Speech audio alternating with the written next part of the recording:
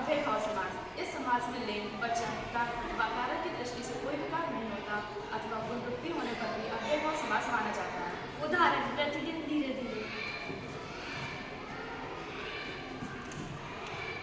तत्पुरुष समास, जिसमें पहला पद गौड़ व दूसरा पद प्रधान होता है, जिसमें दोनों पदों के बीच आने वाली विभक्तियां लुप्त हो जाती हैं। उदाहरण गंगाजल, गंगा का जल। और घुड़सवार घोड़े पर सवार। कर्मधारय समास, इसमें पहला पद दूसरा पद विशेषण और विशेष होता है। उदाहरण नीलकमल, नीला है जो कमल। दूसरा उदाहरण महापुरुष, महान है जो पुरुष। द्विगु समास, इसमें पहला पद संज्ञावाची विशेषण होता है और दूसरा पद विशेष होता है। यह समास समूहवाचक होता है। उदाहरण 7 से 700 का समूह। दूसरा उदाहरण 4 राव का समूह।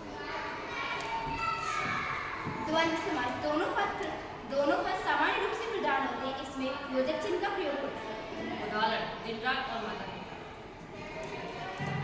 बहुव्रीहि समास, इसमें वह तीसरा पद प्रधान होता है जिसके ओर पहले दोनों पद संकेत करें। दूसरा पद किसी विशेष व्यक्ति या वस्तु का नाम है। उदाहरण लंबोदर, लंबा है जिसका अर्थात गणेश जी, और दशानन, जिसके दशानन अर्थात रावण।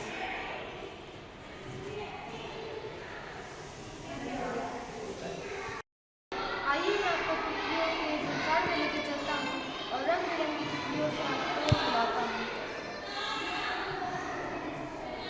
इस तितली का नाम ब्लू टाइगर है। ये अपने नीले रंग के लिए जानी जाती है और ये दक्षिणी क्षेत्र में पाई जाती है। ये ज़्यादातर जहरीले पौधों का रसमान करती है और अपने अंडे किसी विशेष प्रकार की पत्ती पर देती है।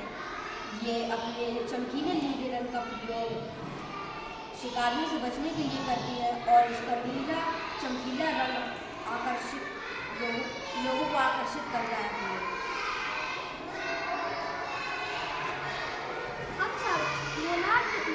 मोनार्क तितली नारंगी और काले रंग के लिए जानी जाती है। यह दूरी के प्रवास में हजारों मील तक की दूरी तय करती है। यह सम्राट के नाम से भी जानी जाती है। ब्लू मोनार्क तितली उत्तरी अमेरिका में पाई जाती है। इसके 4 चरण होते हैं: अंडा, लार्वा, प्यूपा और तितली। कैट्सवर्डिंग तितली हूँ।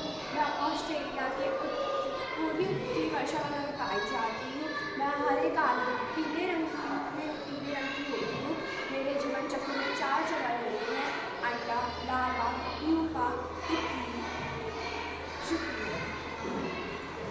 ब्लू मॉर्फोट दुनिया की सबसे बड़ी तितलियों में से एक है।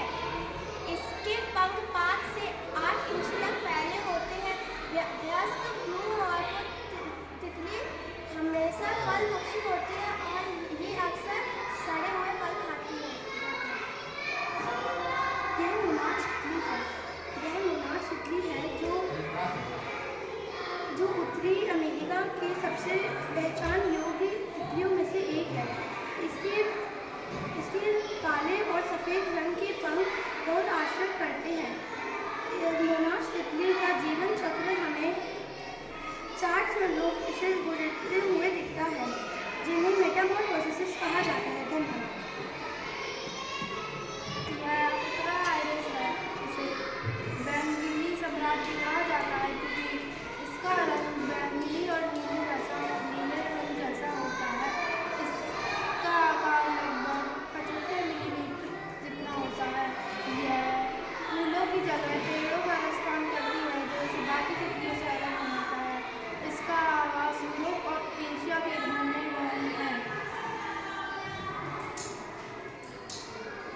ये कॉमन शो तितली है।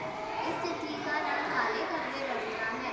इसके पंखों के किनारों पर सफेद रंग की बिंदियां की 2 कतारें होती हैं।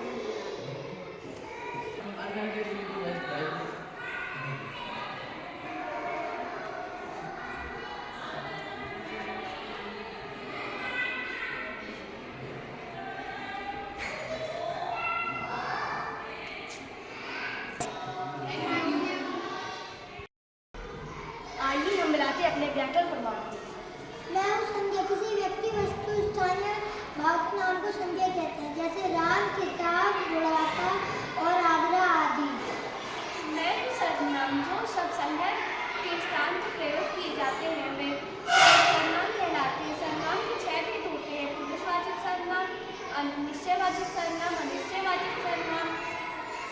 स्त्रीवाचक सर्वनाम, पुरुषवाचक सर्वनाम और पुरुषवाचक सर्वनाम। मैं हूँ क्रिया।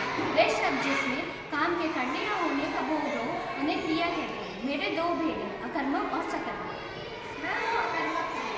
जिन वाक्यों में क्रिया का करना हो उनमें अकर्मक क्रिया होती है, जैसे नदी बहती है, पतंग उड़ रही है आदि। मैं हूँ सकर्मक क्रिया।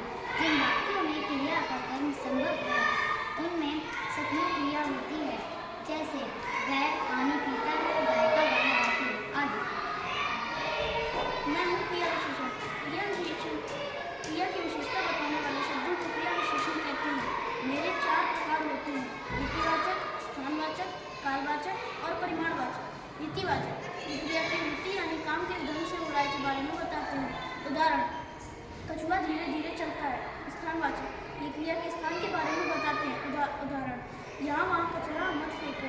कालवाचक की परिभाषा ये क्रिया के समय के बारे में बताते हैं। उदाहरण, मैं प्रतिदिन सैर करता हूँ। परिमाणवाचक ये क्रिया की मात्रा या माप तोल के बारे में बताते हैं, जैसे वह कम हंसता है।